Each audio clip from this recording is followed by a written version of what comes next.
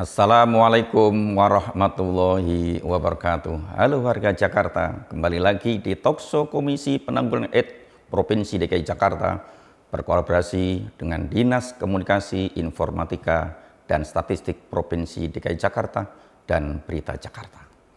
Ramadan adalah nama salah satu bulan dalam kalender Hijriah di mana selama sebulan penuh umat Islam menjalankan ibadah puasa kurang lebih 13-14 jam setiap harinya.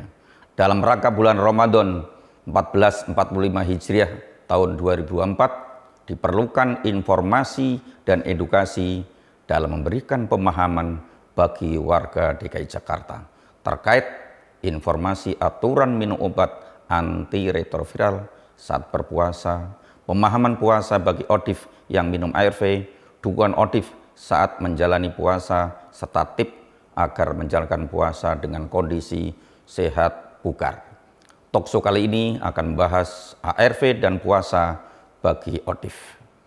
Dan dengan narasumber Ibu NS Kartinah dari Puskesmas Gambir dan Mas Tri Sujatmiko adalah orang hidup dengan HIV atau ODIF dari Jaringan Indonesia Positif atau JIP. Oleh karena itu, kiranya Bu Kartinah dan juga Mas Miko bisa memperkenalkan diri. Silakan Bu Kartinah. Oke, makasih Pak Sugi. Ya. Sehari-hari memang saya kerjanya sebagai konselor HIV, bekerja di Puskesmas Kecamatan Gambir gitu ya. Kurang lebih udah 10 tahun gitu. Ya, oke, Mas Miko. Ya, terima kasih sebelumnya. Perkenalkan, nama saya Tri Sujatmiko. Saya adalah orang hidup dengan HIV atau ODIF, dan saya saat ini bekerja di Jaringan Indonesia Positif, lebih ke arah advokasi yang kita lontarkan di dalam program-program kita, apalagi advokasi berbasis komunitas. Gitu. Siap. Jadi kurang lebih kayak gitu. Oke, kali ini sekarang Bu Kartinah, kalau cara kerja virus HIV itu seperti apa? Jadi kalau kita tahu ya, kalau virus HIV itu kan menularkan melalui darah gitu ya, ada juga melalui berbagai macam cara gitu ya. Nah, terus cara kerjanya seperti apa? Jadi virus ini menyerang sistem kekebalan tubuh manusia gitu, Pak Sugi. Jadi kalau seandainya kita ketahui dalam bahasa medis itu dia menyerang sel CD4 gitu. CD4 ya. Yes, yang biasa kita kenal dengan limfosit gitu ya, atau sel T. Nah, dia melemahkan tubuh sehingga lama-kelamaan ketika tidak mendapatkan pengobatan maka tubuh itu semakin melemah gitu. Ya. Kalau cara kerja ARV dalam tubuh itu seperti apa juga? Jadi kalau seandainya cara kerja ARV itu jadi sistemnya sekarang udah banyak ya jenis ARV, apalagi sekarang udah ARV itu ada yang 1 kali per hari gitu ya minumnya ya, sehingga secara pekerjaannya di dalam tubuh itu komitmen dan konsisten secara 12 jam, ada yang 24 jam gitu ya di dalam tubuh untuk menekan virusnya gitu, sehingga ketika kita patuh atau komitmen minum obat maka virus itu akan tidur. Gitu. Kalau yang 12 jam itu yang obatnya seperti apa? Jadi zaman dulu banget nih Pak Sugi, ARV itu masih banyak macam ya. Nah, diminumnya itu ada yang 2 kali sehari. Otomatis mereka harus memanage atau mengatur minumnya itu 12 jam sehari gitu ya. Jadi kalau ketemu jam 8 pagi, dia harus minumnya jam 8 sore gitu ya. Nah, itu harus patuh minumnya. Jadi harus konsisten di jam yang sama. Tapi lama-kelamaan ilmu berkembang dan ada penelitian gitu ya. Akhirnya ARV itu 1 kali per hari gitu ya. Diminumnya harus konsisten. Jam 12 malam misalnya, harus jam 12 malam setiap hari. Cara kerjanya gimana? Jadi ARV itu menekan virus gitu ya. Virus ya. Betul, sehingga virusnya itu dalam kondisi dormant atau fase tidur gitu. Kalau jenis-jenisnya ARV dan dosisnya itu seperti apa? Seperti yang tadi saya jelaskan, jadi ada 4 macam jenis ARV gitu ya. Banyak namanya macam-macam, ada Efavirenz, Neviral gitu. Bahkan Neviral sekarang udah mungkin di DKI sendiri sudah tidak ada ya. Ada namanya TLD, ada TLE gitu TLD ya. itu apa TLD? Jadi orang bertahu. TLD itu adalah kandungan dari 3 macam obat gitu ya bersama TLE. Jadi diminumnya itu sekali sehari gitu. Dan itu minim efek samping. Gitu. Nah, kalau efek sampingnya itu seperti apa aja? Jadi beberapa untuk kasus terbaru untuk TLD bahkan minim efek samping.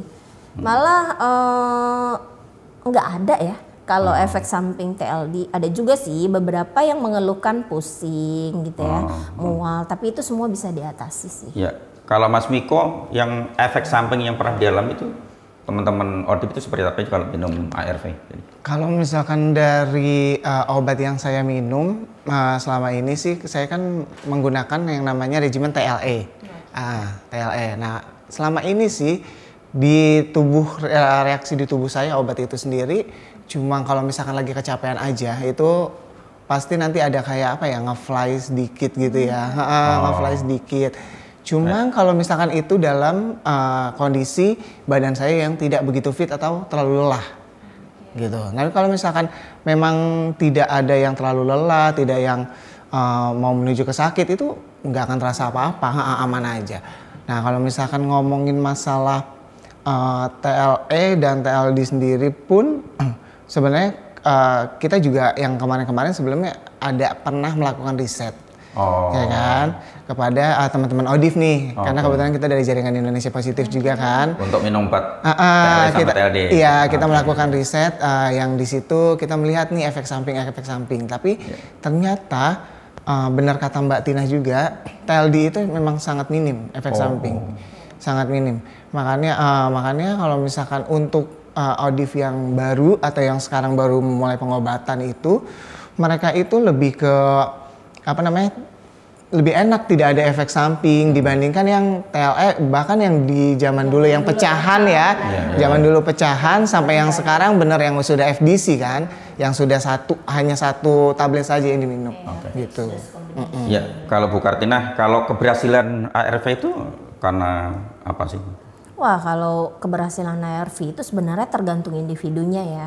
Jadi sekarang itu orang yang terdiagnosa HIV harus sesegera mungkin minum ARV. Kenapa? Karena kita pengen membuat tubuhnya itu semakin baik gitu ya.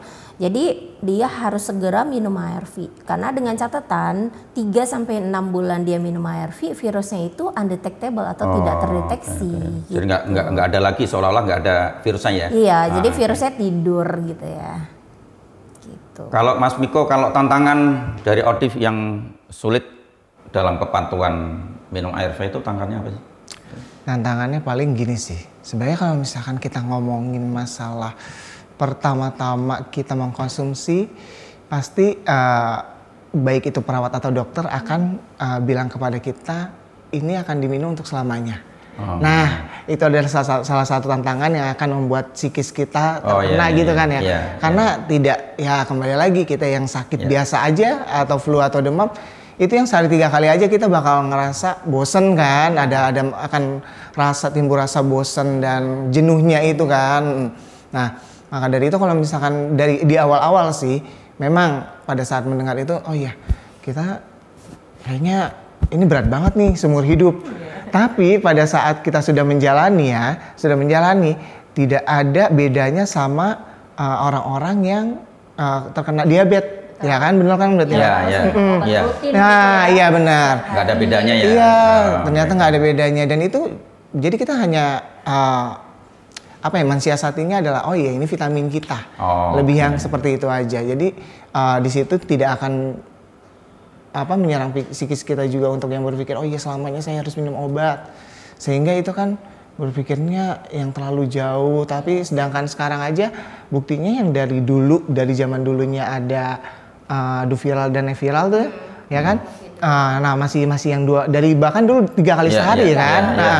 Nah sampai sekarang sudah menjadi 1, ya mungkin belum tahu nanti kemungkinan kedepannya akan ada obat yang lebih lebih baik lagi. Lebih mudah dan lebih efektif. Iya, benar. Nah, makanya itu kalau misalkan menurut saya jangan terlalu dipikirkan untuk permasalahan begitu dibilang obat selamanya. Memang saat ini untuk selamanya, tapi kita nggak tahu yang namanya teknologi dan penelitian akan terus maju ke depannya gitu. Oke. Bu Kartina, ini kan bulan puasa. Apakah ODIF boleh berpuasa? Ih, boleh dong. Masa nggak boleh sih? Boleh. Nah, gitu terus kalau misalnya memang boleh itu seperti apa yang harus dilakukan minum ARV-nya? Oke, jadi kalau boleh atau enggak ya tentunya pasti boleh ya, tapi dengan catatan gitu ya, bahwa si ODIF itu berpikir bahwa dia itu sehat gitu ya. Jadi udah gitu CD4-nya itu bagus ya, imunitas. Berapa CD4 yang dibutuhkan biasanya? Diharapkan di atas 200 gitu ya. Karena dengan imunitas yang baik dia bisa berkualitas dan produktif, serta kalau bisa itu viral load-nya itu undetectable gitu. Karena kalau seandainya kondisinya juga nggak baik, maka kan kesehatannya otomatis terganggu ya, pola kesehatannya gitu ya terganggu. Karena kan kalau puasa itu kan tahu sendiri ya, kita harus nggak makan gitu ya berapa jam, terus nanti kalau ada masalah kesehatan akhirnya bermasalah dengan hal-hal yang lainnya. Kalau Mas Miko, kalau pendampingan ODIF pada bulan Ramadan itu seperti apa sih Mas? Kalau ngomongin masalah pendampingan, kebetulan di kita itu memang tidak ada pendampingan. Cuman kita kayak sering nih kita bertemu dengan komunitas-komunitas ODIF yang ada di puskesmas atau bagaikan ada di layanan. Itu sering juga kita ikut tergabung di sana, dan mereka banyak yang bertanya bagaimana sih kalau misalkan jam minum obat kita itu pada saat puasa. Aku sih sering menyarankan ya untuk bilang ke dokter nih, kayak misalkan konsultasi lebih dulu ke dokter, karena walaupun kita dibilangnya sudah berpengalaman untuk minum obat, tapi yang kembali lagi yang bisa apa namanya menentukan itu semua kan kembali lagi ke dokter atau konselor kan, iya konsultasi. Nah dari situ saya sih lebih bilang ke teman-teman ODIF ini, teman-teman kita komunitas yang ada di layanan maupun di kelompok dampingan sebaya, biasanya saya akan langsung bilang, oh iya coba dikonsultasikan dulu ke dokter. Tapi biasanya yang saya sepengalaman saya itu pada saat saya minumnya masih sehari 2 kali, itu mungkin ada jam perubahan. Tapi kalau misalkan yang di sekarang nih, saya meminum hanya sehari 1 kali, itu tidak ada jam perubahan karena memang saya di jam 10 malam. Gitu. Jadi itu tidak ada efek apa-apa sebenarnya ke saya. Jadi tidak mengganggu saya pada saat saya bekerja atau beraktivitas gitu. Tidak merubah jam minum ARV-nya juga ya gitu ya. Kalau Mas Miko, kalau tip yang diberikan teman-teman komunitas agar dia badannya tetap sehat itu bulan puasa itu seperti apa? Ya kembali lagi sih kalau misalkan tips untuk ininya ya rajin-rajin olahraga. Terus makan, kalau untuk makanan sih sampai sekarang saya masih makan semuanya ya.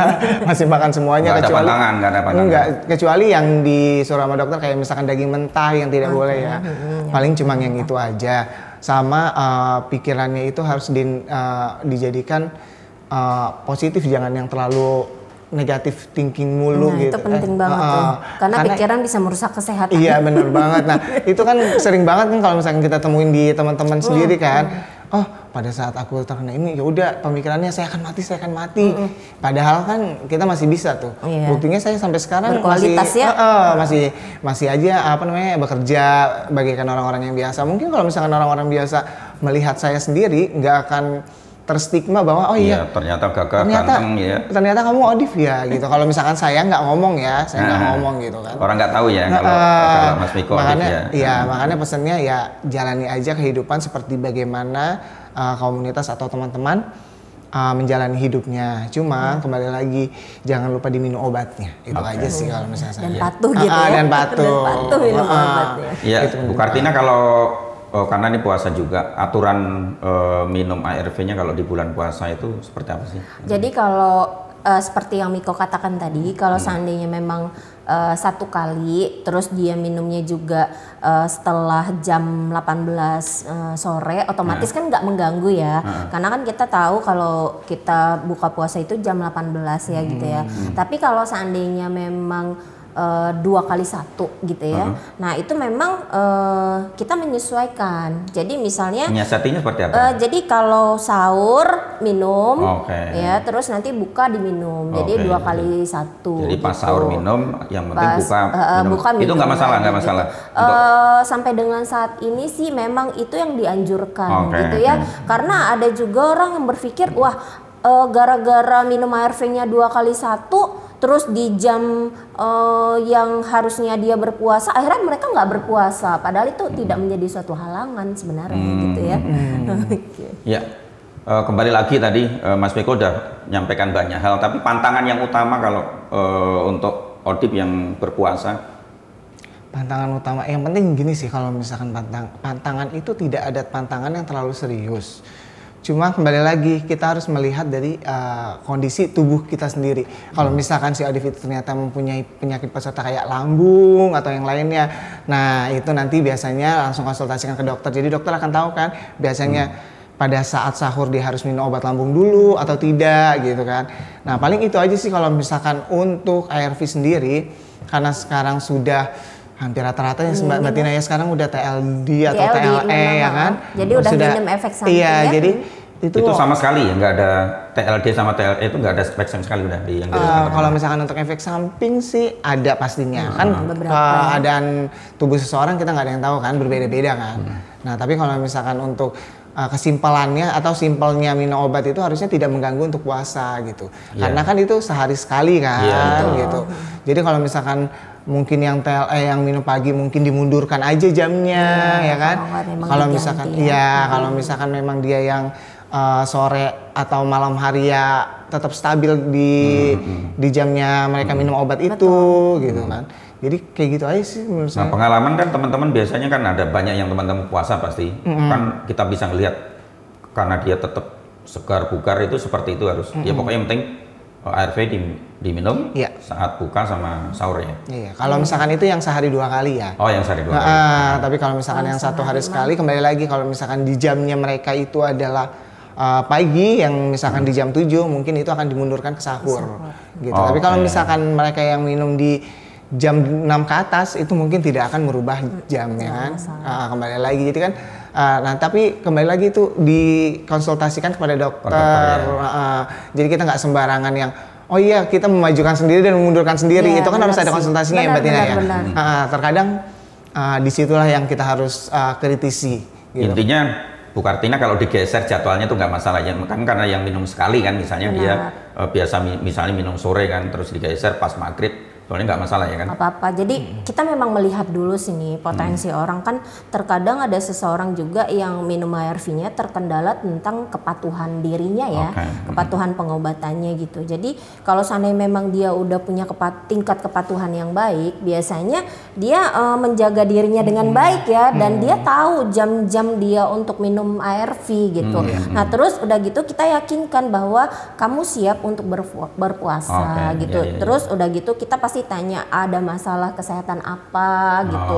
Terus kayak Miko bilang tadi ya, kalau seandainya memang dia punya penyakit lambung atau ada efek samping misalnya pusing gitu ya, kita akan bekali dia obat untuk mengurangi rasa pusingnya atau masalah lambungnya gitu. Itu sih biasanya. Oh biasanya dikasih lagi ya di betul.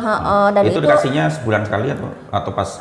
Kalau sekarang malah sakit lambung, Mas. Kalau nyeri lambung atau efek samping biasanya kita kasih sesuai dengan keluhan aja sih. Jadi kayak orang berobat biasa, orang awam atau orang umum yang berobat biasa, kita akan tambahkan terapi yang sesuai dengan keluhannya. Kalau Bu Kartina kalau apa namanya yang dipersiapkan ODIP itu kalau dia berpuasa apa saja biasanya?